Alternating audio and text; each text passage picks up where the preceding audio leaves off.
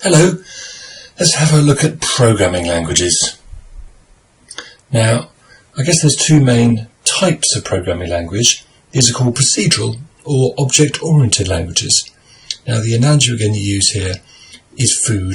So imagine a grand meal with many courses.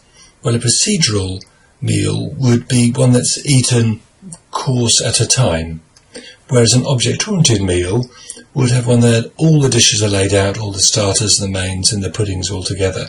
From a programmer's point of view, the object-oriented meal is focusing on the food itself, or in our language, kind of the data, I suppose, while the procedural meal is focused on the process of going from course to course and plate to plate. Let's have a look at the different types of languages and let's equate them to food. So COBOL. COBOL is quite an old language, used on old mainframe machines. This is like a meal from the 1950s, 60s or possibly 70s. Not as old as that one, that looks like it's from the sort of medieval times. So maybe something prawn and thousand island dressing followed by steak and french fries and finishing off with Black Forest Gateau chocolate cake for a pudding. Let's put that on our tree of programming languages. Next one is C, pronounced C. This is like French or Italian cooking. Things have moved on, but it's still the foundation of many of our dishes today. Just like C, which is an original language from which many other languages which we now use have been based. There were actually some earlier ones called A and B as well. Next one is C++. I guess as the name would suggest, this is one of those languages that has come from C and is still used to create pieces of standalone software such as Microsoft Office products or probably the browser you're using right now. In our analogy, you can consider this to be like kind of modern restaurant food, really.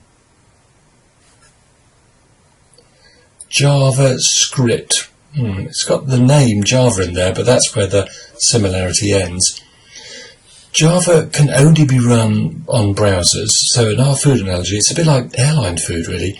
It's only used in one place and there are no occasions where you'd eat airline food other than when you're on a plane, just that you'd only ever Java on a browser, or JavaScript rather, on a browser. PHP. This is more like kind of tomato ketchup or possibly mustard. It's really only part of the process of getting data from a web page to the server and back again.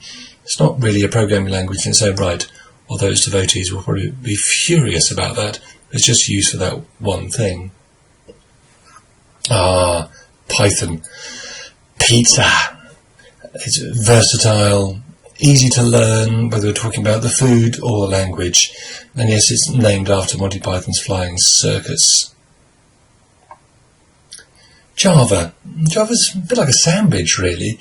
It can be used everywhere, on the move and out and about, or in the office or in the home. It runs everywhere, it runs on everything, because its structure is the same wherever it goes. It uses classes, in our language, pieces of bread, and they can contain any filling that you want. Ruby.